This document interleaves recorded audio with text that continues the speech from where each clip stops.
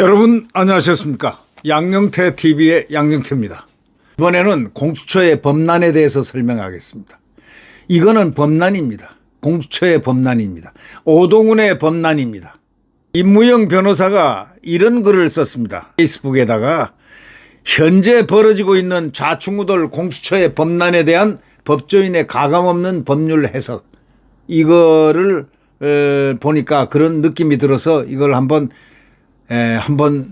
같이 함께 뉴델리에서 난 그런 이 기사를 한번 해보겠습니다. 해석을 해보겠습니다. 모든 제목과 본문 중에 하이라이트는 뉴델리의 편집입니다. 네, 하이라이트. 그냥 보고 있을 수 없어서 몇 가지 법률적 쟁점을 언급합니다 라고 시작한 임무영 변호사는 페이스북에 이걸 갖다가 편집을 뉴델리가 한 겁니다. 첫째, 공수처의 관저 침입은 특수주거 침입죄에 해당된다. 특수주거 침입죄에 해당한다. 군사보호구역 침입이기도 하기 때문에 군사기밀보호법 제17조 위반과의 상상적 경합인데 특수주거 침입죄 형법 제320조가 형이 더 높다. 앞으로 오동훈은 바로 이 특수주거 침입죄를 적용받아야 되고, 두 번째, 서부지법에서 영장을 발부받으면서 형사소송법 제110조, 111조의 적용을 배제한다는 글을 안 썼다고 하는데 이건 당연한 것이다. 판사에게는 형사소송법 적용을 배제할 권한이 없기 때문이다. 그리고 공수처와 경찰은 책임자의 승낙 없이 관저에 침입하였기 때문에 그 행위의 불법성이 더욱 높아졌다. 이거는 임무영 변호사가 뉴델리에 조선 뉴델리가 편집을 아주 잘 요약을 한 겁니다. 세 번째, 보도에 의하면 공수처는 55 경비단장을 겁박해서 출입 허가를 했는데 이거는 직권남용 권리행사 방해죄, 형법 제123조를 구성한다. 이 죄는 법정형에 징역형밖에 없어서 벌금형이 불가능한 죄다. 그러니까 최소 법정형을 받으면은 벌금이 아니고 반드시 오동훈은 징역 가야 된다는 이런 얘기입니다. 오동훈은 지가 지금 말이죠, 이재명이가 대통령이 되면은 혹시 법무장관 되지 않을까, 대법원장 되지 않을까 아마 착각할 수도 있습니다. 그죠? 어떤 그런 목적 때문에 자기 생명을 걸고 정말 나쁜 행동을, 인격으로 파탄적 행동을 지금 하고 있는 겁니다. 그러나 미안하지만 지금 윤석열 대통령은 골든크로스를 지나가지고 이미 제압을 했습니다. 다시 말하자면 그러자 골든크로스가 나오면 반드시 저쪽 상대방에는 내란이 일어나게 돼 있습니다. 제가 예언을 했거든요. 3일 전에 골든크로스가 됐다는 걸 딱 알고서 제가 뭐라고 그랬냐면 10일 내로 이재명 끝난다. 이제 자중질환 일어난다. 끝나게 됐다. 이렇게 예언을 했는데, 예언도 아니고 상식입니다. 정치평론가들은 그 정도 분석 다 해냅니다. 했는데 이틀도 못 돼가지고 어저께들 난리가 났죠. 민주당에서 임종석이도 야 그러지 마, 누구도 그러지 마, 이재명 그러면 안 돼, 그 다음에 그 이해찬이도 공격 안 한 사람이 있어요. 어저께 아주 집중 포화를 받았습니다. 이재명이 완전히 어저께 끝나버렸어요. 이틀만, 제가 얘기한 지 이틀 만에 끝나서 나중에 전화가 왔더라고요. 아니 10일 얘기했는데 이틀 만에 끝났어요. 이틀 만에 예언이 적중했습니다. 그러길래 웃으면서 그건 예언이 아니고요. 골든크로스, 지금 감옥에서 골든크로스가 됐다는 거는 이거는 대단한 역사적 의미가 있다. 다시 말하자면 이재명은 끝났다는 얘기입니다. 이렇게 얘기를 했거든요. 근데 그게 딱 들어맞았어요. 이제 오동훈이는 지금 눈이 핑핑 돌아가니까 마지막으로 어떻게 대통령을 아주 정말 속된 말로 주리를 틀려고, 개망신을 주려고 지금 저런 못된 폐륜의 짓을 하고 있습니다. 이 사망을 갖다가 보면 아까 55 경비단장을 겁박을 해서 출입 허가를 받았다고 하는 거는 도장을 위조한 겁니다. 이것 또한 범죄가 또 엄청 큰 겁니다. 국군 경비 지역, 이 비밀 지역, 군사 보호 비밀 지역, 여기에 들어가기 위해서 가짜로 위장해서 도장 가져와 해서 위압해서 도장을 찍은 거는요. 이거는 직권 남용 권리 행사 방해죄 플러스 뭡니까? 도둑질 해가서 이 도장을 찍은 대신 찍었다는 건 이 죄는 또 따로 있습니다.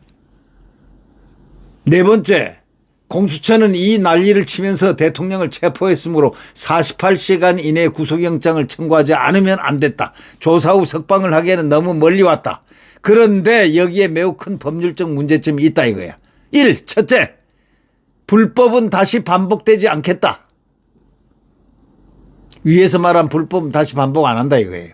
두 번째, 공수처에 수사권이 있는가 역시 반복해서 말 안 하겠다. 수사권 없다 이거예요. 결론만 말하자면 공수처는 현재 불법 수사를 하고 있고 이번 체포는 직권남용 체포 감금죄, 감금죄 형법 제124조를 구성한다. 이 죄는 직권남용 권리 행사 방해죄보다 형이 더 높고 역시 징역형밖에 없다. 그 다음 4-3은 공수처는 서부지법에 구속영장을 청구할 것으로 보이는 데가 아니고 이미 했습니다. 우리법 형구에 있는 거기에 가서 했습니다. 예. 공수처는 대통령에 대해 기소권이 없기 때문에 직접 구속영장을 청구해서는 안 된다.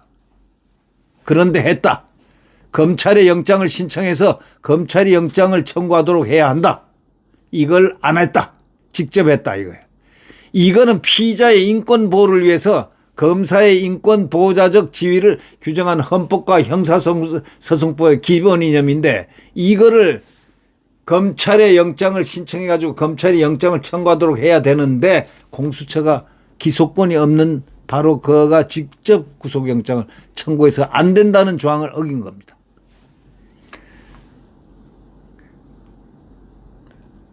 공수처는 그렇게 하지 않고 구속영장을 직접 청구했다는 거. 이거는 명백한 권한외의 행위로 불법입니다. 서부지법은 구속영장을 발부할 가능성이 높은데 이렇게 했는데 이거는 구속영장 발부하기 전에 얘기인데 분석을 해놓은 건데 그 칼럼 쓰는 사람이 말이죠. 칼럼 쓰는 칼럼니스트가.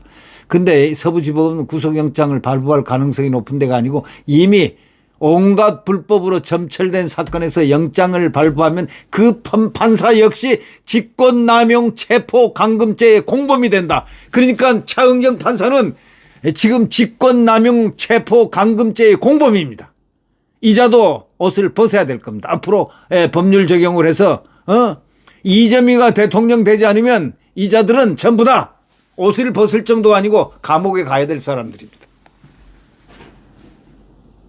왜? 온갖 불법으로 점철된 사건에서 영장을 만약에 발부를 하지 말아야 되는데 영장을 판사가 했다 하면은 직권남용 체포 감금죄와 감금죄의 공범이 된다는 겁니다.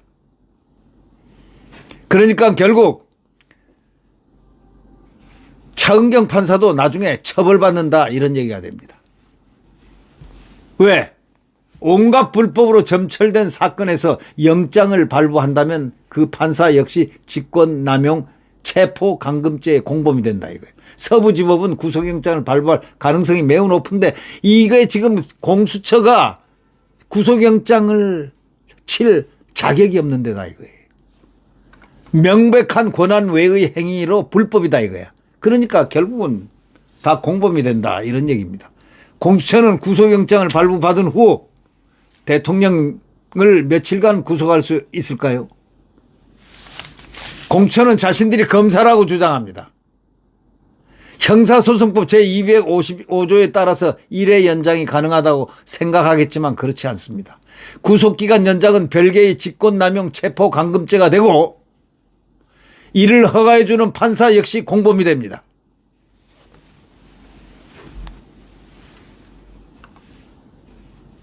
이 법률적으로 이걸 분석을 딱 했습니다. 임무영 변호사가요.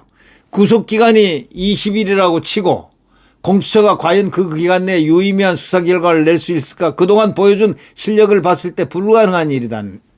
이렇게 그 임 변호사는 결론을 내립니다. 이 사건을 검찰에 송치해 공수처는 이 용어를 쓰지 않겠지만 사건을 넘겨받은 검찰은 어떻게 행동해야 할까? 공수처는요, 중앙지검이 아닌 서부지검으로 송치할 것이 틀림없다 이런 얘기입니다. 이 부분에서 급하게 쓰느라 틀렸는데 공수처는 중앙지검으로 보내야만 합니다. 따라서 서부지법의 영장의 불법성이 더 커집니다. 만약 공수처의 수사 결과를 전부 인정하고 보완 수사 후 기소한다면 검찰은 공수처와 공범이 됩니다. 그래서 검찰은 공수처에서 오는 수사 기록을 처음부터 끝까지 다 버려야 됩니다. 왜? 불법 수사를 한 데서 그걸 수사를 근거로 검찰의 명예가 있는데 큰일 나죠. 검찰이 온팍 씁니다.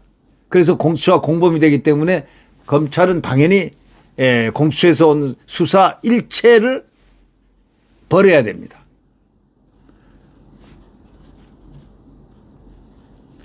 공범을 떠나서 공수처의 수사 결과가 검찰의 20일 보안 수사로 메워질 정도 수준일 가능성도 없는 겁니다.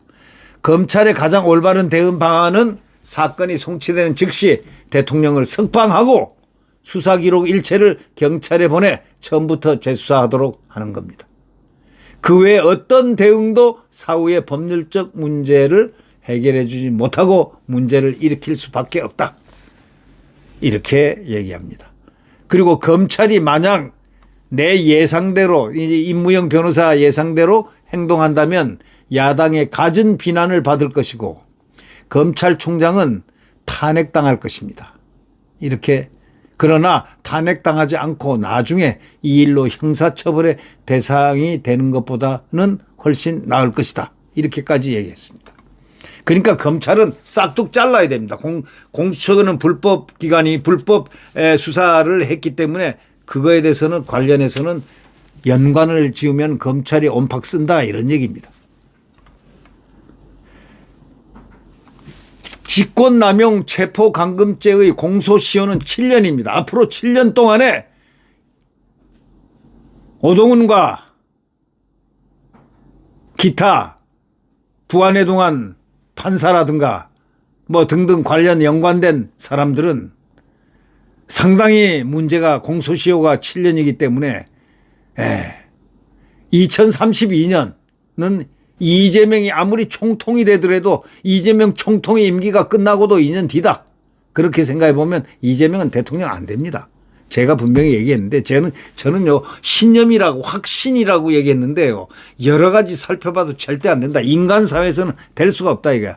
갑자기는 했으면 되지만 이게 2년 반 동안 방탄하면서 국민들이 내리 속에 새겨진 게 뭐냐. 저 사람이 자기 지지율 이거는 높을지 몰라도 이 뭡니까?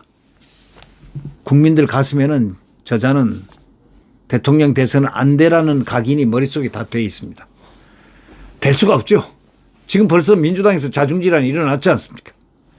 어저께 완전히 어제 이재명의 생일이었습니다. 이재명 혼났습니다. 어저께 밤잠을 못 자고 꼬량주 몇 대 먹었을 겁니다. 네.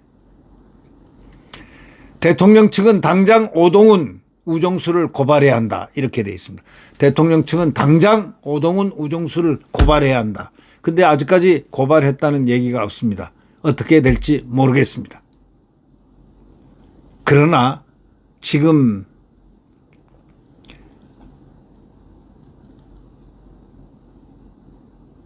윤석열 대통령 측 변호인들은 보면 말이죠. 대단한 변호사들입니다. 실력들이 대단하다 이겁니다. 실력. 그렇기 때문에 오동훈 정도는 법 적용하는 것은 간단하다 이런 얘기죠. 이미 그들은 알고 있을 겁니다. 이런 파렴치한 행동을 보지를 못했다고들 변호사들이 이구동성하지 않습니까? 파렴치. 네. 오동훈 이자는 국민들이 심판해야 됩니다. 법 심판 이전에 국민이 먼저 심판을 해서 정말 심판대에 올려놓고 분해를 한번 해봐야 됩니다. 분석을 해봐야 되고. 이런 자가 존재할 수가 있었는가? 어떻게 대한민국에 존재할 수 있는가? 이거에 대한 이야기를 해봐야 될 것 같습니다. 자, 오늘 정말 있어서는 안 될 대통령에 대한 시해 이상의 행동을, 야만적 행동을 하고 있는 바로 오동훈이라는 이자에 대한 우리 국민적 심판이 한동훈과 더불어 하나는 오동훈이고 하나는 한동훈입니다. 이 두 동훈은 국민적 심판을 받아야 될 대상이다. 이것을 제가 말씀을 드리는 겁니다.